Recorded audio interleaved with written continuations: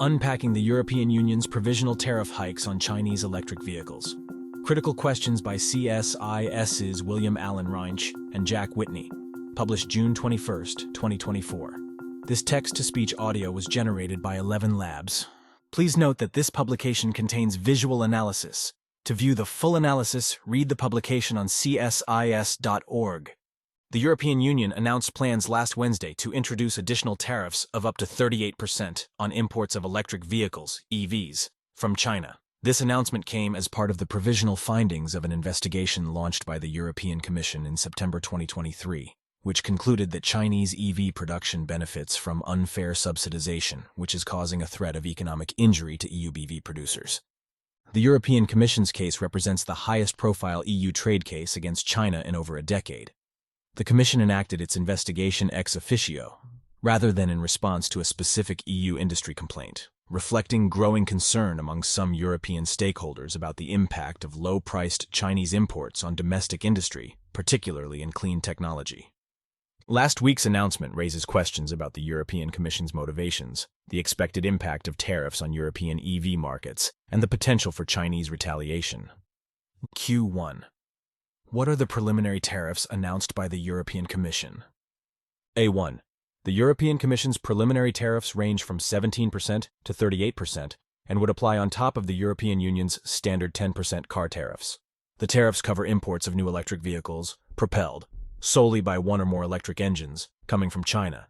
They do not cover hybrids, nor do they cover individual EV inputs, such as batteries. Tariff rates would vary depending on the automaker and were purportedly calculated according to estimates of state subsidization for BYD, Geely, and SAIC, which were included in the Commission's sample of Chinese EV manufacturers.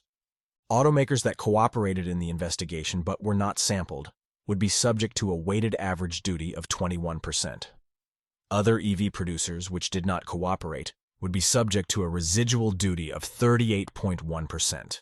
Notably, these tariffs apply to not only Chinese automakers, but also to Western firms that make EVs in China for the European Union, such as Tesla, BMW, and Volkswagen. The investigation's report did include a provision that permits companies not included in the sample to request an individually calculated duty rate at the definitive stage, potentially allowing Western automakers to receive lower rates. Q2. Why did the European Commission announce these tariff increases? A2. The European Commission stated that the purpose of the tariffs is to remove the substantial unfair competitive advantage of Chinese EV supply chains due to the existence of unfair subsidy schemes in China. As with U.S. law and consistent with World Trade Organization rules, EU trade anti-subsidy measures must establish that imports benefit from countervailable subsidies and that the EU industry suffers material injury. The Commission's announcement suggests that it identified sufficient evidence on both these accounts, although it did not disclose any specific findings. The Commission reportedly sent letters to BYD, SAIC, and Geely in April, saying that they had not provided enough information related to the investigation, suggesting that the Commission would be forced to rely on the concept of facts available, which typically allows for greater leeway to impose higher duties. In China, Beijing and local governments have historically provided a wide range of support for domestic EV manufacturing, including purchase subsidies, tax rebates, and below-market loans and equity. For instance, BYD received €2.1 billion in direct government subsidies in 2022. Although Beijing has recently dialed back purchase subsidies, softening domestic demand combined with high manufacturing capacity have encouraged domestic automakers to offload excess inventory to foreign markets, particularly Europe, where Chinese EVs often sell for at least 20% more than the same models can fetch in China. EU imports of Chinese EVs surged from $1.6 billion in 2020 to $11.5 billion in 2023. Chinese and Chinese-owned EV brands grew from 1% of the EU market in 2019 to 8% in 2022, with the European Commission warning that figure could reach 15% by 2025. While these figures do not yet indicate Chinese market dominance, rapid Chinese share growth and long-term ambitions, such as BYD's commitment to reach 5% of Europe's EV market, have created alarm in the European Union. Given that Chinese EVs have already entered the European Union in large numbers and many European automakers rely on Chinese manufacturing, it is unlikely that the new tariffs are designed to fully block off these imports. The Commission explicitly indicated as much in its stated aim, not to close the EU markets to Chinese EV imports. That said, the Commission no doubt sees a surge of Chinese EVs as a threat to its burgeoning EV industry, which is already being squeezed on margins by inflation and high interest rates. Many EU observers see parallels between the surging EV imports and the rise of Chinese solar panel imports in the 2000s and 2010s, which critics credit with the erosion of Europe's solar manufacturing base. The Commission wants to avoid a similar fate for European EV manufacturing. Q3. How are the European Union's new tariffs different from recently announced U.S. tariffs? A3.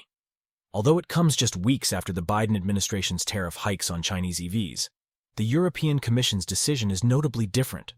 While the former is arguably largely symbolic, given the small number of Chinese EVs currently being imported into the United States, and overtly protectionist, the latter is an attempt at a more narrowly tailored trade measure that balances 1. Support for a nascent EV industry competing with a heavily subsidized competitor, and 2.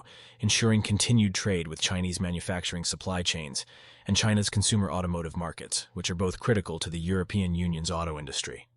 This distinction was apparent in the rhetoric used to describe the measures. The Biden administration adopted a directly protectionist tone, while the European Commission explicitly disavowed protectionist intentions and stated that the aim of the tariffs was to ensure that EU and Chinese industries compete on a level playing field. Pursuant to these divergent policy aims, the EU tariffs differ from the US tariff hikes in both their magnitude and scope. The Biden administration quadrupled existing rates to reach 100% tariffs for Chinese EVs, well above the upper bounds of the European Union's measures. The U.S. tariff hikes apply equally across automakers manufacturing EVs in China, while the Commission plans to apply more tailored rates based on subsidy estimates and levels of cooperation with the anti-subsidy investigation. The Biden administration's measures also include EV components, namely lithium-ion batteries, while the EU tariffs only apply to finished EVs. These differences also reflect the statutory authorities through which the tariffs were enacted. The United States used its Section 301 authority, which permits a broad range of actions in response to foreign trade practices deemed unfair. The European Union relied on its countervailing duty authority, which allows more targeted responses to specific subsidy rates. While they are clearly distinct from the U.S. tariff hikes, however, whether the European Union's new measures can successfully strike a balance between protecting domestic industry and minimizing disruption to its trade relationship with China remains to be seen. Much of this will depend on how China and its automotive sector choose to respond, as well as whether the measures can enable greater pricing parity between Chinese and European EV brands. Q4. What implications might the preliminary tariffs have for the European Union's EV markets and its transition to clean energy? A4. The preliminary EU tariffs are unlikely to significantly reduce the growing tide of Chinese EVs entering the European market. A 2023 Rhodium Group study estimated that EU tariffs would need to reach the 45% to 55% range to make the European market commercially unappealing for Chinese manufacturers based on existing margins.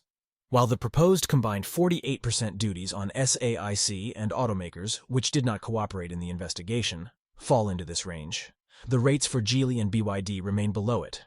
Even with the tariffs, BYD would reportedly still generate higher EV profits in the European Union than it does in China, and could even pass along tariffs to consumers and remain lower priced than competing European models. China's EV industry expressed low levels of concern in its initial assessments of the tariffs' effects. Cui Dongshu, Secretary General of the China Passenger Car Association, said that the measures won't have much of an impact on the majority of Chinese firms. And Chinese producer NIO reaffirmed its unwavering commitment to the European EV market. Many Chinese automakers have also expanded their European manufacturing, a trend that is expected to accelerate in response to the tariffs. There is some evidence that European and U.S. automakers with operations in China could face negative impacts. The previously mentioned Rhodium Group study, for instance, found that duties in the 15% to 30% range could have a greater impact on the ability of Western automakers like BMW and Tesla, which produce EVs on slimmer margins than Chinese firms, to export from their Chinese manufacturing facilities compared to China-based automakers. Volkswagen, BMW, and Tesla have been among the most outspoken critics of the Commission's anti-subsidy probe and preliminary tariffs. Tesla has requested an individually calculated duty rate based on an evaluation of its subsidy rate, and it is possible that affected European automakers will do the same, which would likely lead to more lenient rates for Western automakers. The Commission reiterated that the tariff hikes do not undermine its goal of transitioning to clean energy. However, tariffs could drive elevated EV prices in European markets, and therefore depress European demand for EVs. Tesla, for instance, has already announced price hikes on its Model 3 vehicles. The Commission is also investigating Chinese clean technology, such as solar and wind, indicating a broader reluctance to allow widespread low-cost Chinese green exports to enter the European Union as it attempts to build up domestic green industries. Even if they would boost demand, the United States has also faced scrutiny along this front, with the European Commission expressing concerns about the adverse impacts of the 2022 Inflation Reduction Act. Q5. How might China respond to these new preliminary tariffs? A5. China's response to the preliminary tariffs could take many forms, most notably retaliatory tariffs on European exports of cars and other goods. Beijing has mentioned the possibility of retaliation in areas like food and agriculture and aviation, as well as the possibility of a 25% tariff on imports of cars equipped with large displacement engines. German automakers cited the risk of retaliatory tariffs as a key risk of the Commission's anti-subsidy probe, given that China represents the leading global market for passenger vehicle sales.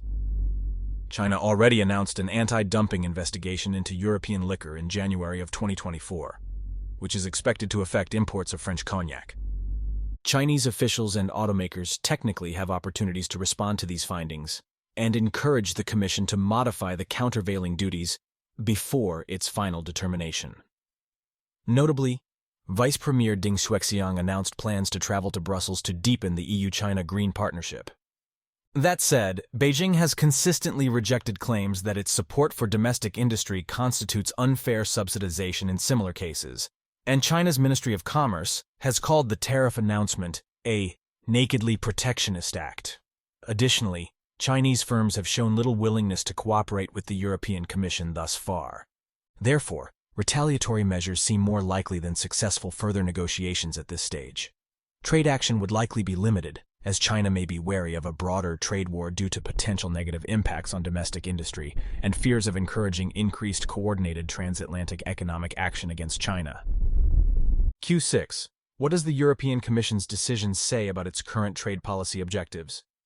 A6. Like the United States, the European Union is pursuing intertwined and often competing objectives of building up and protecting domestic industries, reducing Chinese control of supply chains, and transitioning to green technologies. However, the deep interdependence of the EU and Chinese auto industries makes the European Union less inclined to significantly reduce reliance on China in the sector. While this more moderate approach leaves European EV manufacturers exposed to Chinese competition, it allows many of the same manufacturers to use China for cheap manufacturing. The European Union's trade policy thus theoretically harms the clean energy transition less than more restrictive trade measures by allowing access to and competition with low-cost Chinese technologies. Whether the European Union can achieve this without undermining its own EV industry, either via a trade war or by failing to stop the flood of low-cost imports from BYD and others, remains to be seen. For more analysis, visit csis.org.